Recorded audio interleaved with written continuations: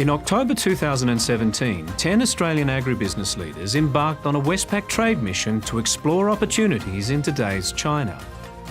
What markets are there for their products? How is business done?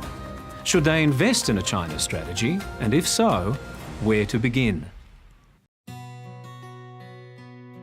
I think Australian businesses need to understand that relationships are of paramount importance in China. It's not so much about owning Australian land or any of that, but they really want to find a good partner who they can help capitalise into making a market. The smart Chinese businesses are coming out, they're spending time in Australia learning how we do business and looking to engage for long-term relationships. It's all about the culture and the relationship. And I was really excited by that because my business is all about culture and relationships. I think it's clear that there are cultural differences between Australia and China.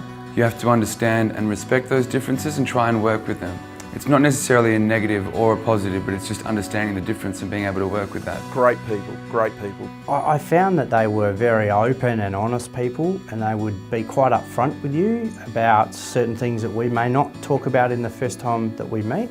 They were just fantastic people and really interested in the Australian agribusiness story. There's a real belief in being nice to people all the time. These are the people we're meeting. This is their story. Here's our story. Merge the two. They're very similar by way of they're loyal. Where they don't look at the next deal, they look at the next 10, 20, 50 years. If they have a customer that they deal with, and that customer's been a long-serving customer, they will definitely continue doing business with that customer. And if you can get that and you can prove that, they will do business with you for a very long time. There certainly was a desire there by all parties who were in those networking dinners to actually form long-standing relationships. Definitely relationships would be the most valuable thing I brought back. Just through meeting people at those delegation dinners, some young Chinese businessmen that are really keen to catch up and do more business, come and meet us here in Dalby.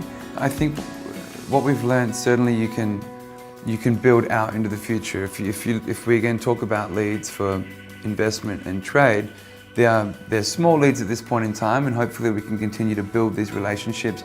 And maybe it takes 1, 2, 3 years, potentially longer, but you don't know when someone might eventually tap on your door. Yeah, so there was 2 vice presidents and one was a woman, and then there was 2 purchasing officers and both of those were women. I've since had contact with one of those ladies about what it is we can provide. And their propensity for Australian product hasn't gone away.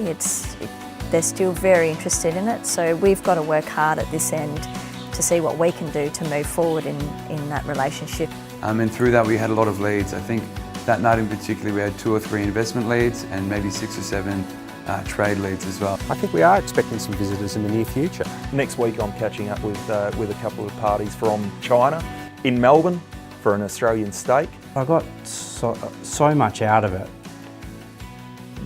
Just learning about the people and the culture, making so many great connections. There was a huge amount of value that we got out of the trip.